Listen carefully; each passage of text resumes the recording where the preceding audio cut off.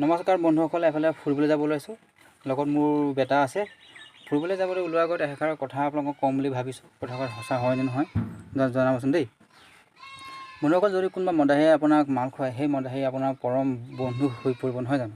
কাৰণ কেলৈ ফ্ৰীতে মাল খুৱাইছে, সেইকাৰণে সিও আপোনাৰ পৰম বন্ধুৱে হৈ পৰিব।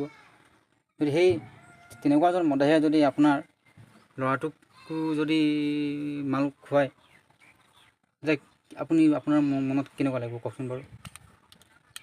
একেই মদাহীয়ে আপোনাকো মাল খুৱাইছে, আৰু সেই একেই মদাহীয়ে আপোনাৰ ল'ৰাটোকো যদি মাল খুৱায়, তেন্তে আপোনাৰ ল'ৰাটোক মাল খোৱাৰ কাৰণে সেই মদাহীটো আপোনাৰ শত্ৰু হৈ পৰিব, বা তাক আপুনি বেয়া পাব ধৰিব।